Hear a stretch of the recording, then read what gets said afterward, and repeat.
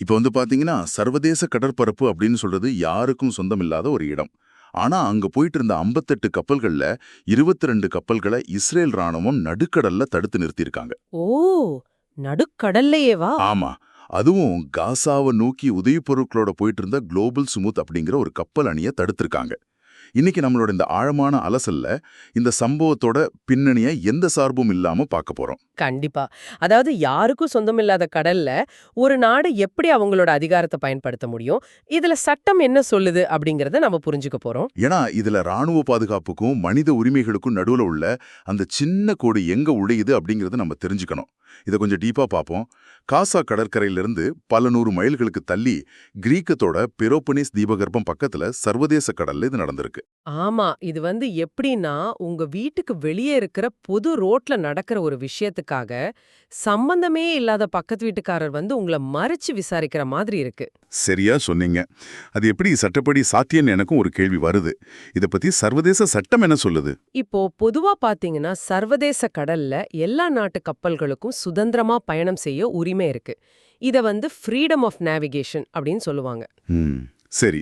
ஆனா போர் நடக்கிற சமயங்கள்ல சில நாடுகள் மேரிடைம் பிளாக்கேட், அதாவது கடல்வழி முற்றுகை அப்படிங்கிற ஒரு விதியை பயன்படுத்துவாங்க. ஓ, அப்ப அந்த விதிய வச்சு தடுத்து நிறுத்தலாமா? அதாவது ஒரு குறிப்பிட்ட இடத்துக்கு ஆயுதங்களோ இல்ல ஆபத்தான பொருட்களோ போறத தடுக்க, அந்த ஏரியா நோக்கி போற கப்பல்களை சர்வதேச கடல்லயே சோதனையிடுற உரிமை தங்களுக்கு இருக்குன்னு இஸ்ரேல் தரப்புல வாதிடுறாங்க. ஒரு நிமிஷம். இப்போ இஸ்ரேல் தரப்புல இது முழுக்க முழுக்க அவங்க நாட்டு பாதுகாப்புக்காகன்னு சொல்றாங்க இல்லையா?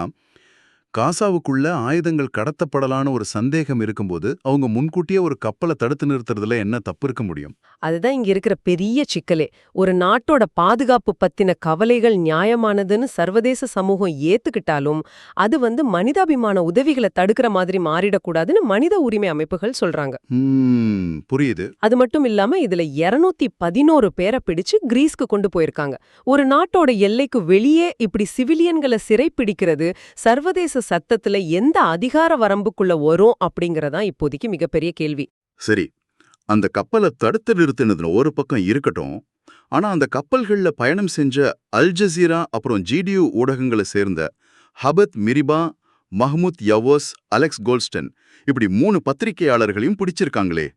ஆமா, அது ரொம்ப பெரிய விவாதத்தை கிளப்பி இருக்கு. ஏன்னா ஆர்எஸ்எஃப், அதாவது எல்லைகளற்ற செய்தியாளர்கள் அமைப்பு இத கடத்தல் அப்படின்னு கடுமையா கண்டிச்சிருக்காங்க. இது எதை காட்டுதுன்னு நீங்க நினைக்கிறீங்க? இது கண்டிப்பா பத்திரிகை சுதந்திரம் எதிர்கொள்ற ஒரு பெரிய நெருக்கடியே காட்டுது. இப்போ ராணுவ பார்வையில பாத்தீங்கன்னா, மோதல் நடக்கிற இடங்கள்ல செய்தி சேகரிக்கிறவங்க தற்செயலா அவங்களோட ராணுவ ரகசியங்களையோ இல்ல படை நகர்வுகளையோ வெளியே கொண்டு வந்துருவாங்களோன்னு ஒரு பயம் அவங்களுக்கு இருக்கலாம். ஆனா சர்வதேச சட்டங்கள்ல பத்திரிகையாளர்களை சிவிலியன்கள் அப்படின்னு தானே வரையறுத்திருக்காங்க. சரியா சொன்னீங்க. அவங்கள போர் கைதிகளாகவோ இல்ல ஒரு அச்சுறுத்தலாகவோ நினைச்சு கைது செய்யறது உலக அளவுல போர் முனைகள்ல உண்மைகளை வெளிக்கொண்டு வர்றத தடுக்கிற ஒரு அபாயகரமான முன்னுதாரணமா மாறிடும். ஓ, அதனாலதான் அல் ஜசீரா அமைப்பு இஸ்ரேலியே முழு பொறுப்பாக்குறாங்களா? ஆமா, அதுக்கு இதுதான் முக்கிய காரணம். இப்ப பாத்தீங்கன்னா, இந்த சட்டம் இவ்வளவு விவாதத்துக்குரியதா இருக்கும்போது ஐரோப்பிய நாடுகள் ஏன் அமைதியா இருக்காங்கன்னு நான் நினைச்சேன். ஆனா ஸ்பெயின் பிரதமர் பெட்ரோ சாnchez வெளிப்படையவே வெடிச்சிருக்காரு. ஆமா, ஸ்பெயின் பிரதமர் ரொம்ப ஸ்ட்ராங்கான ஒரு கருத்தை பதிவு செஞ்சிருக்காரு. இஸ்ரேல் சர்வதேச சட்டத்தை மீறதா சொல்லி ஐரோப்பிய ஒன்றியத்தோட இஸ்ரேலுக்கு இருக்கிற உறவுகளை முடக்கணும்னு அவர் வலியுறுத்தி இருக்காரு. இது நிலைமையை இன்னும் கொஞ்சம் சிக்கலாக்குது இல்லையா? கண்டிப்பா. இத நாம இன்னும் கொஞ்சம் பெரிய படத்தோட இணைச்சு பார்க்கணும். போன அக்டோபர் மாசத்துலயும் இதே மாதிரி உதவி பொருட்கள் கொண்டு போனப்போ சில சம்பவங்கள் நடந்தது. ஆஹா, அக்டோபர்லயும் நடந்ததா?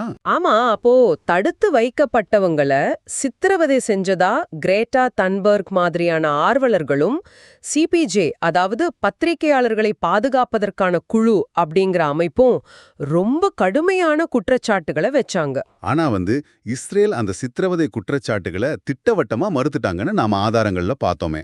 ஆமா, இஸ்ரேல் அத முழுக்க முழுக்க போலி செய்தி அப்படின்னு சொல்லி நிராகரிச்சுட்டாங்க.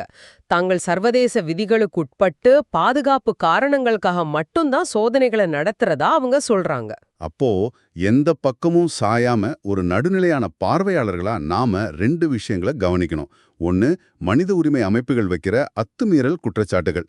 இன்னொன்னு ஒரு இறையாண்மை கொண்ட நாடு தன் பாதுகாப்புக்காக வைக்கிற வாதங்கள். ஆமா, இந்த ரெண்டுக்கும் நடுவுல இருக்கிற உண்மைதான் இப்போ சர்வதேச நீதிமன்றங்களால விசாரிக்கப்பட்டு வருது. இந்த முரண்பாடுகள் தான் இப்ப பழைய சர்வதேச சட்டங்களுக்கு ஒரு பெரிய சவாலா இருக்கு. சரியா சொன்னீங்க. ஆக இன்னைக்கு நாம ஆழமான அலசல் மூலமா மனிதாபிமான உதவி, ஒரு நாட்டோட ராணுவ பாதுகாப்பு, அப்புறம் உலகளாவிய பத்திரிகை சுதந்திரம், இது எல்லாமே சர்வதேச கடற்பரப்புல எப்படி ஒன்னோட ஒன்னு மோதிக்குதுன்னு நீங்க தெளிவா புரிஞ்சிருப்பீங்கன்னு நினைக்கிறேன். கண்டிப்பா. இதோட தாக்கம் ரொம்ப பெருசு. கடைசியா உங்களுக்கு ஒரு சிந்தனை. நம்ம ஆரம்பத்துல பார்த்த அந்த பொது விதி உதாரணத்தை கொஞ்சம் யோசிச்சு பாருங்க. எல்லைகளே இல்லாத நடுக்கடல்ல ராணுவ அதிகாரம் இப்படி செயல்படலாம் அப்படிங்கிற நிலைமை தொடர்ந்தா எதிர்காலத்துல உலகெங்கிலும் நடக்கிற சுதந்திரமான கடல் வணிகம் அப்புறம் பயணங்களுக்கு என்ன உத்தரவாதம் இருக்கு? இது தற்போதைய சர்வதேச விதிகளுக்கான ஒரு புதிய தொடக்கமா இல்ல முடிவா? நீங்களே சிந்திச்சு பாருங்க.